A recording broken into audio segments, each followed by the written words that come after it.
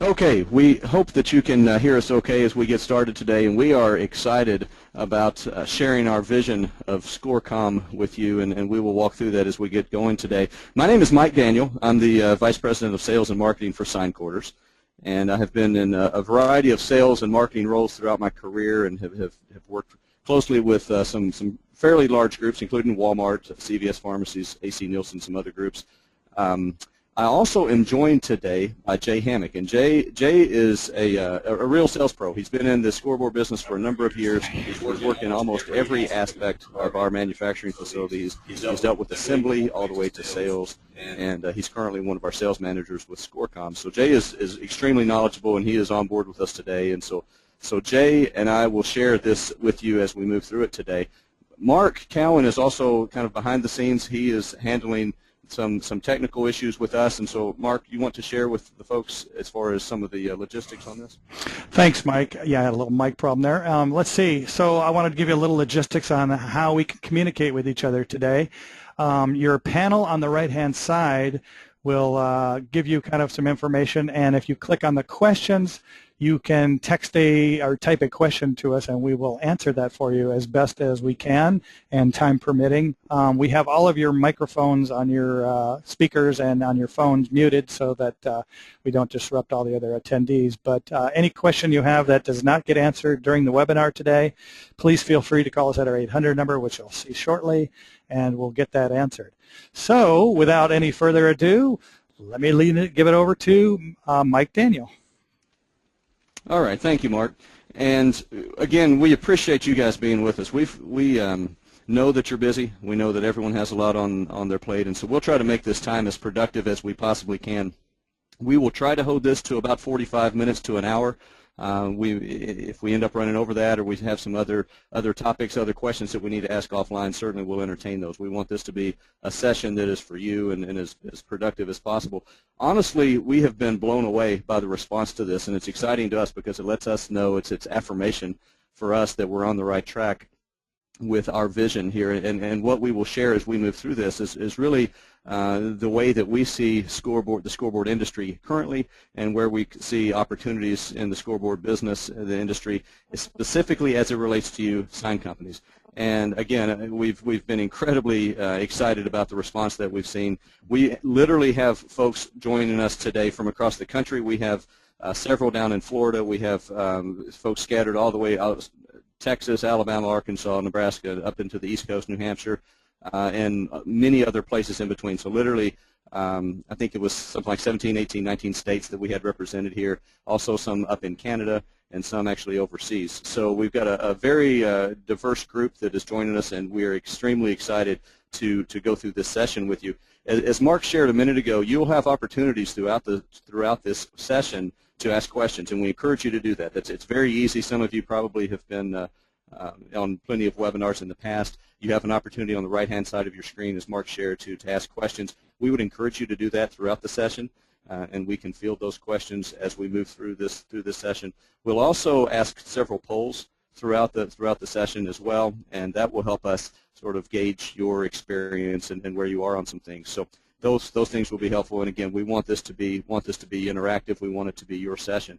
So, and if you have any additional questions, again, that we don't field during this particular call, we can certainly take those offline. That's not a problem. But chances are, if you have a question, then it's very likely that one of your colleagues there would have the same question as well. Okay, I'm not sharing any breaking news to you when I let you know that we're in a very difficult economic climate. Unemployment remains extremely high, I think just now in single digits at about 9%. We have a housing market that continues to limp along. Fuel prices continue to spiral, and that we're certainly feeling that at the pump, as in many places now gasoline is approaching, and perhaps for some of you on this call, approaching or already surpassed $4 a gallon. And then, of course, the tragedy in Japan, and there's a good bit of uncertainty at this point regarding that and how that will impact the financial markets as well, besides the obvious human tragedy that's being endured there. There are some economic ramifications for that will also be felt.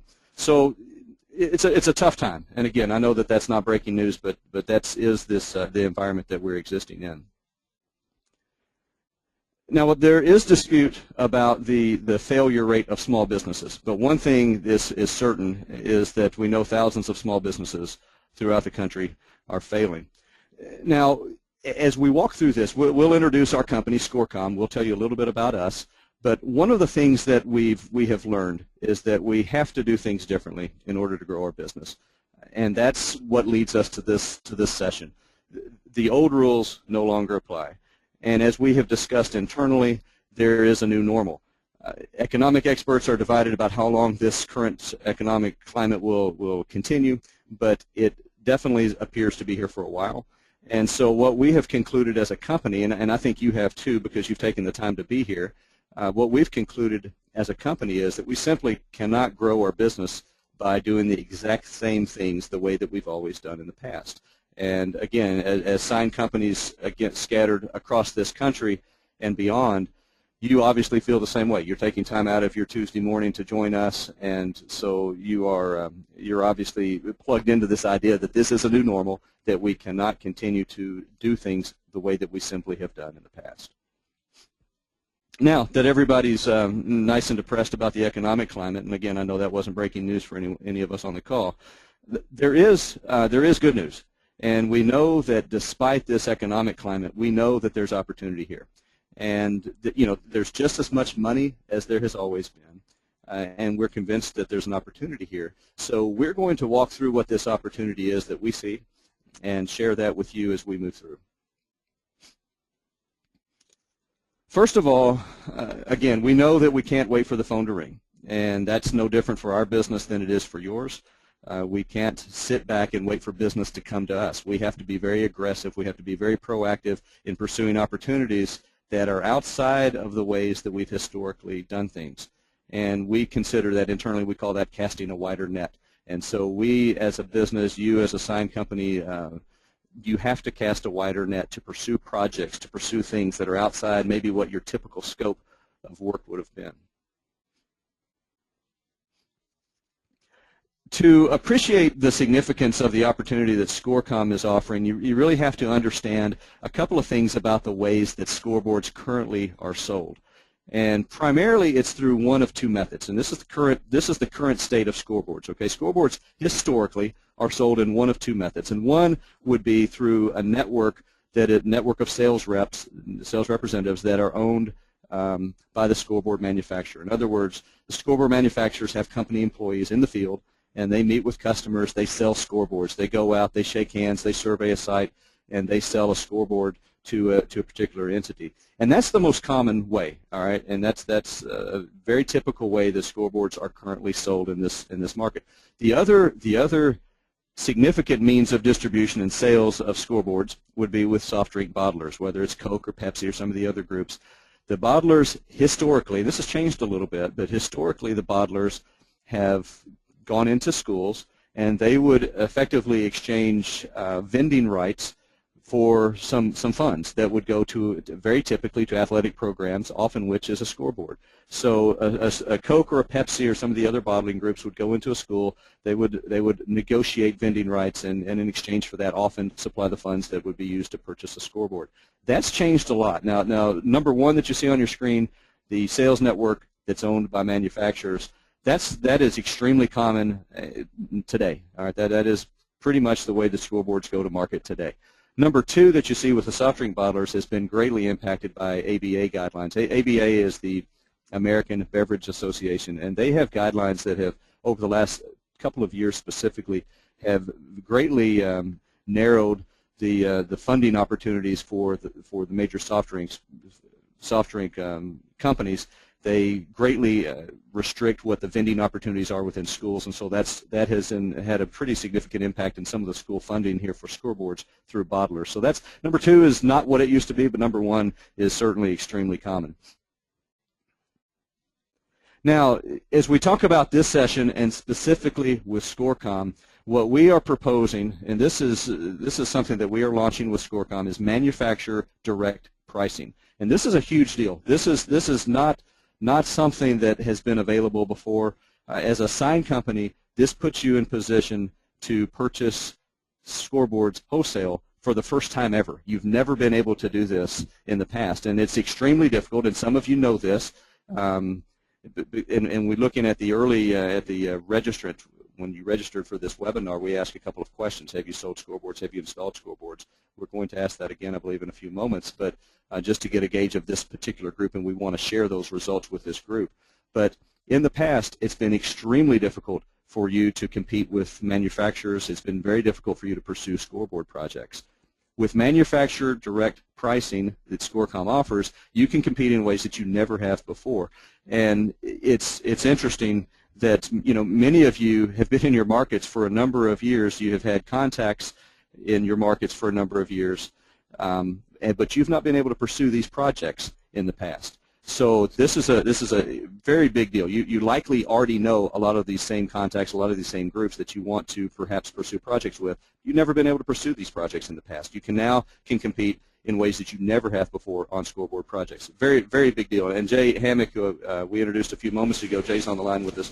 Jay, also, you shared earlier that you've had calls recently from sign dealers who want to pursue scoreboard projects and simply haven't been able to before. Yeah, it's been very common to receive phone calls from a sign company who's told me that they've, got a school they work with locally doing lighting or banners or whatever, and they've contacted them looking for scoreboards, and have contacted me wanting a scoreboard, and up till now we haven't been able to offer them a good wholesale price on a scoreboard. So there's just no room for margin for that sign company. Right, fair enough. So what Jay just described is what leads us to this session. It's what really leads us to Scorecom. We are convinced that the significant portion of the scoreboard market is driven by reps in the field, shaking hands, meeting schools, meeting other administrators, other decision makers, and selling scoreboards and servicing scoreboards out in the field. And that's something that, again, you've not had the opportunity to compete in the past. We are going to ask a quick question here, and I know we've got our first poll, and so you can see this poll. It's the first one we've done. We've got a few of these scattered in and around, and we want to be able to share these results with the group. So, and we won't share your personal, your identification won't be shared, so don't worry about that, but we will have the opportunity to share the results in total. If you take just a moment and answer this question, have you ever sold or installed a scoreboard? And curious as to the yes, no's, and there's going to be a few maybes, and we'll see the results rolling in right now. We can see this as you are answering that. Okay, all right, Mark, you want to go ahead and share those?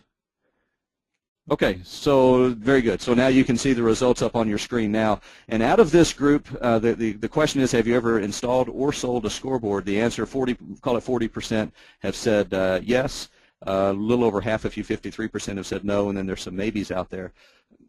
I suspect that if we ask specifically, have you ever installed a scoreboard, that percentage will be a little higher. Have you ever sold a scoreboard, the percentage will be a little lower. Many of you on this webinar have likely installed a scoreboard that was purchased from a school or a park, and so you've done the installation work on it. You were not able to participate in actually selling that scoreboard and capturing some of the margin in the purchase of the scoreboard. So thank you for sharing those results, and that's interesting. So this again is what leads us to this session. We've got a number of companies, as I said, scattered all across the country, and more than half of which have never sold or installed a scoreboard. Probably 2/3 of you have never sold one. Quite frankly, others have just done the installation work. So this gives you an opportunity to compete in a way that you never have before. There are a lot of opportunities out there, and that's what we will walk through as we share.